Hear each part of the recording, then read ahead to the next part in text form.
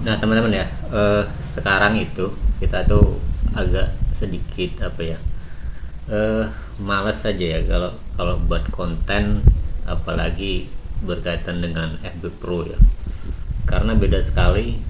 Ya nggak tahu ya, mungkin bagi teman-teman yang masih eksis, masih punya rezeki dari sini, masih mengalir deras ya seperti. Tapi bagi kita sendiri yang pernah drop gitu kan, itu sulit sekali untuk berkembangnya. Saya contohkan satu akun saya ini teman. Ini akun dulu ini pernah, artinya pernah naik ya. Kemudian karena ada pelanggaran setelah drop, dan pulihnya itu luar biasa. Jadi setiap konten yang saya herankan tuh gini, dari pendapatan itu sekarang seolah-olah untuk ada hasil itu sulit sekali.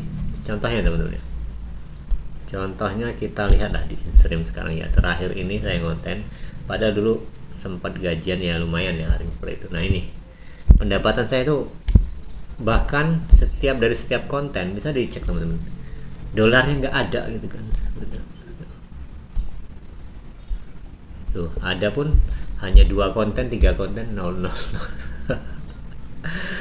Nggak tahu ya kalau milik teman-teman semua, tapi yang pasti permasalahan-permasalahan ini gitu kan bukan hanya di kita gitu kan. Mungkin penyebabnya banyak teman-teman ya, karena memang akun kita itu tidak lagi direkomendasikan, walaupun ada keterangan direkomendasikan, cuma karena permasalahan-permasalahan yang udah terlewati sehingga mempengaruhi akun kita sendiri.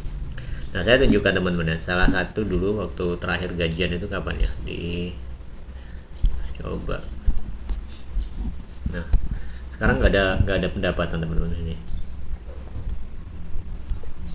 di bulan apa dulu, ini terakhir ya, terakhir tuh di bulan Desember, sempat dari $400 lebih ya, tapi akhirnya nggak sama sekali. Apalagi ini, bahkan untuk mendapatkan viewer pun sulit, karena memang pada saat itu pernah akun saya itu mengalami pelanggaran apa ini, KTA ya, konten tidak asli, karena pernah reupload.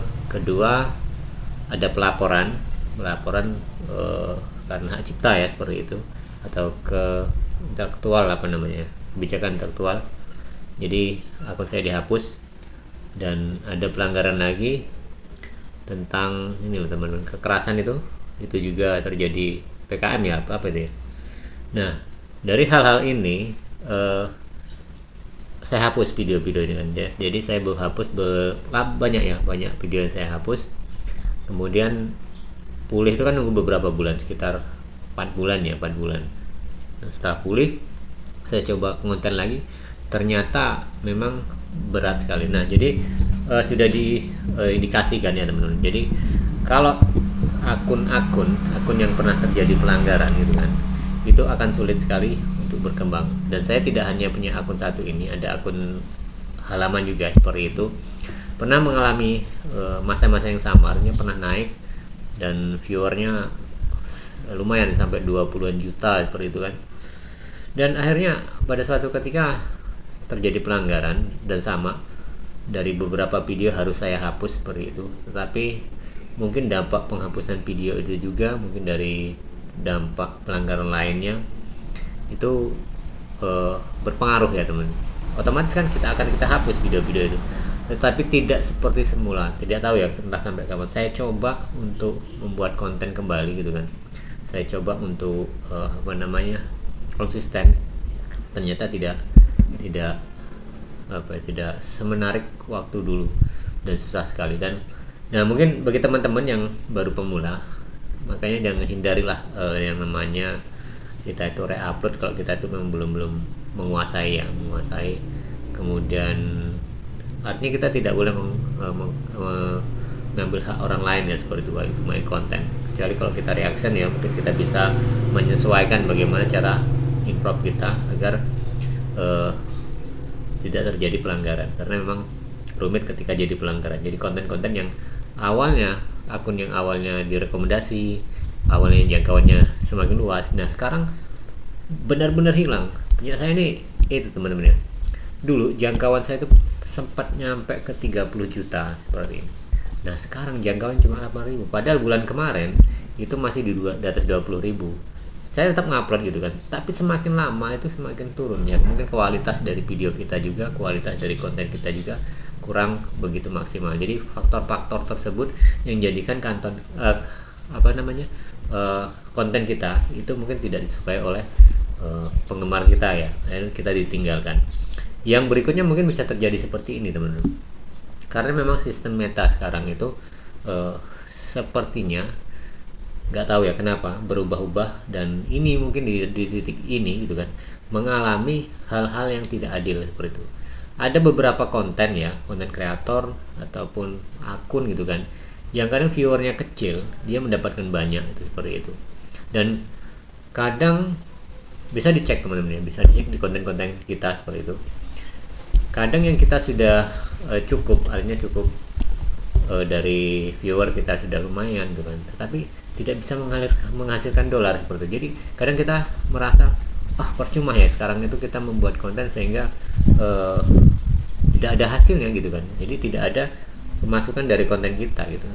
Nah saya membedakan ya teman, di awalnya di tahun-tahun kemarin konten saya ini kan tidak hanya saya taruh di Facebook aja ya, ada di YouTube, walaupun YouTube itu kalah saing dari segi viewer, tapi dari segi konsistensinya dia tuh masih stabil gitu seperti itu. Jadi kalau di Meta atau di Facebook ini mengalami suatu gelombang yang jolak yang tinggi seperti itu, yang cepat naik, tetapi akhirnya ketika runtuh, benar-benar runtuh, hilang sama sekali. Bahkan kalau akun yang sudah kena pelanggaran itu untuk pulih itu sangat sulit, berbeda dengan di yang sebelah gitu kan, itu masih konsisten. Dan sampai sekarang pun akun-akun video-video saya yang lama itu masih terus konsisten, masih terus merangkak gitu kan, artinya walaupun itu sedikit tapi tetap konsisten. Itulah kenapa sekarang itu kita viewer kita ya tidak sesignifikan dulu mungkin. Kemudian penghasilan kita dari konten-konten kita pun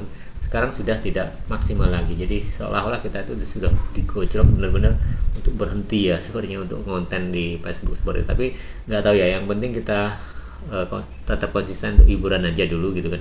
Karena kalau mengharapkan hasil dari Facebook sekarang itu sangat sulit sekali teman-teman. Mungkin bisa cek di Facebook teman-teman sendiri ya, karena ini real dari saya sendiri mengalami hal-hal seperti ini. Jadi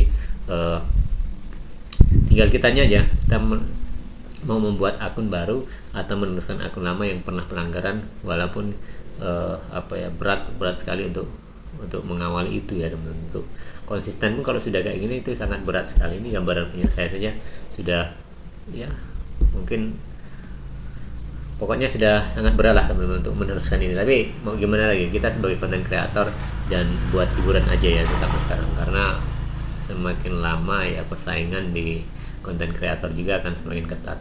Oke teman-teman, jadi itu sekilas ya permasalahan mungkin akun kita sekarang itu anjlok, akun kita tidak ada penghasilan dari iklannya.